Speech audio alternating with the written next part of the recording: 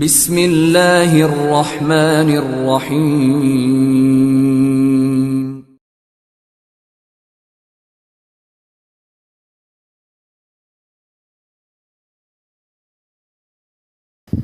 بسم اللہ الرحمن الرحیم. السلام علیکم ورحمۃ اللہ وبرکاتہ جميعا.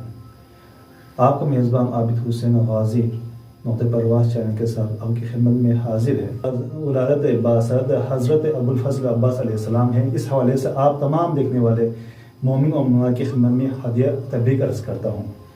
اور اسی موضوع بات کرنے کے لیے حضرت ابوالفضل عباس کی حالت زندگی پر بات کرنے کے لیے ہم نے آج اس شخصیت کو یہاں پہ دعوت دی ہے کہ جناب شیخ رسول شاکر صاحب کا آپ کی انتہائی مشکور ممنون ہوں کہ آپ نے اپنے قیمتی اوقات میں سے وقت نکال کے یہاں تشریف لانے کا.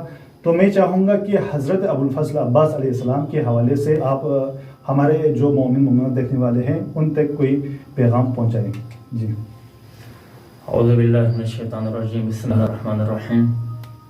الحمد للہ والصلاۃ علی اہلھا واللعن علی اعدائہم اجمعین. جن کو بھی ولادت باصادت حضرت ابوالفضل عباس علیہ السلام کے حوالے سے مبارکباد عرض کرتا ہوں. حضرت عباس علیہ السلام کی خصوصیات اور آپ کے جو ویژگی ہے ان میں سے مختصر 2-3 منٹ پر آپ کی زحمتوں کو میں تمام کروں گا. سب سے پہلے حضرت عباس کے خصوصیات میں سے ایک ادب ہے. ادب اخلاق کے ان موارد میں سے مہم ترین مورد ادب ہے. انسان کو باادب ہونا ضروری ہے. ادب حضرت عباس علیہ السلام کے حوالے سے ہمیں تاریخ میں ملتی ہے. حضرت عباس اس حد تک مؤدب ہے، امام حسین علیہ السلام جب بھی حضرت عباس کو اپنے پاس بلاتے تھے تو حضرت عباس جو ہی امام حسین کی بارگاہ میں تشریف لاتے تھے تو جب تک امام حسین کی طرف سے بیٹھنے کے لیے حکم یا کوئی آواز نہ دے حضرت عباس تب تک کھڑا ہوتے تھے. دوسری بات، اس حد تک امام حسین کے سامنے فقط امام حسین اپنے بھائی سمجھ کر نہیں، وقت کے امام سمجھ کر حضرت عباس علیہ السلام امام حسین کے سامنے اس حد تک باادب انداز میں بیٹھتے تھے جس طرح ہم مسلمان تشہد کی حالت میں بارگاہ الہی میں جس طرح ہم تشہد کی حالت میں بیٹھتے ہیں اسی انداز میں حضرت عباس علیہ السلام بارگاہ امامت میں تشریف رکھتے تھے.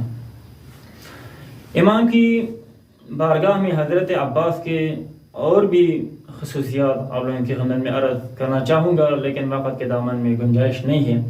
ایک یہ ہے، جب بھی انسان کسی دوسرے کو بلاتے ہیں تو اس وقت اس کے کنیت کو لے کر یا اس کے القاب کے ذریعے سے اس کو پکارتے ہیں.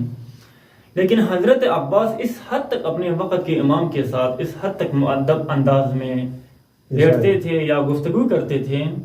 جب بھی ابا عبداللہ الحسین کو حضرت عباس کچھ کہنا چاہتے تھے یا کچھ بولنا چاہتے تھے یا آپ سے کچھ لینا چاہتے تھے تو اس وقت یا ابا عبداللہ یا حسین کہہ کر پکارے یا آقا یا بھائی کہہ کر پکارے تو یہ کوئی عجب بات نہیں تھا.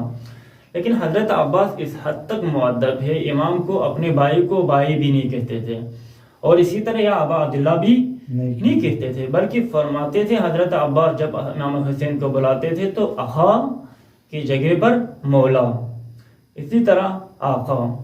اسی طرح امام حسین کو اپنے القاب اور کنیت کی بجائے مولا آقا کہہ کر حضرت امام حسین کو پکارتے تھے. زندگی بھر ام البنین کی یہ تربیت کا اثر ہے. زندگی بھر حضرت عباس نے امام حسین کو بھائی کہہ کر نہیں پکارا ہے کیونکہ حضرت عباس کی تربیت کے اثر ہے. تو اسی طرح حضرت عباس علیہ السلام امام حسین کے لیے اس حد تک قربانی دی، اس حد تک امام حسین کے ساتھ حضرت عباس کی وفاداری تھی. جب کربلا کے واقعے کے دوران 9 محرم کو شمر ابن دلجوشن کربلا کے سرزمین پر اس نے اپنے لشکر کے ساتھ آیا تو اس نے آتے ہوئے ابن زیاد سے ایک نامہ لے کے آیا تھا. چونکہ شمر ابن دلجوشن بنی کلاب سے تھا، حضرت عباس کی مادر گرامی بھی بنی کلاب سے تھی، تو شمر نے سوچا اپنے حقیقی بہن تو نہیں تھا بلکہ ان کے خاندان میں سے یہ عرب کا ایک خصوصیت ہے جو عورت اپنے خاندان سے اس کو خواہر کہہ کر پکارتے تھے، اس لیے ام البنین کو اپنی بہن سمجھ کر اس نے حضرت عباس اور اس کے بھائیوں کو نامہ لے کے آیا. تو کربلا کے سرزمین پر وہ وارد ہو کر حضرت عباس کے خیمے کے ساتھ وہ نزدیک ہو کر اس نے صدا دی، یا ابن الاختی، ہے ہمارے بہن کے اولادوں. یہ کہہ کر حضرت عباس اور اس کے باقی 3 برادران کو اس نے آواز دی. تو حضرت عباس نے چاہا کہ اس کو جواب نہ دے دوں، لیکن امام حسین علیہ السلام نے فرمایا یہ فاسق تو ضرور ہے، لیکن چونکہ وہ آپ کے دروازے پر آیا ہے، لیکن آپ جواب ضرور دیجیے گا. تو اس وقت حضرت عباس خیمے سے باہر آیا، اس سے کہا کیا کام ہے؟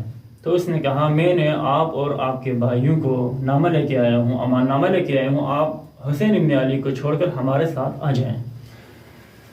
تو حضرت عباس نے اس وقت بہت خوبصورت انداز میں آپ نے اس کا جواب دیا. فرمایا تم پر بھی لعنت ہو، تمہارے نامے پر بھی لعنت ہو، اور تمہارے امان نامہ لکھنے والے پر بھی لعنت ہو، خدا تمہارے ہاتھ کو سکھا دے. اس طرح امام حسین کے ساتھ حضرت عباس نے وفاداری کیا. اسی آخر تک حضرت عباس نے امام حسین کے ساتھ وفاداری کی، اور اسی کی خاطر وقت کے امام کے ساتھ اس حد تک حضرت عباس کی وفاداری اور تعلقات اور ادبانہ زندگی جو تھے، تو خدا بند عالم نے پوری دنیا کے لیے حضرت عباس کو باب الحوائج قرار دے دیا.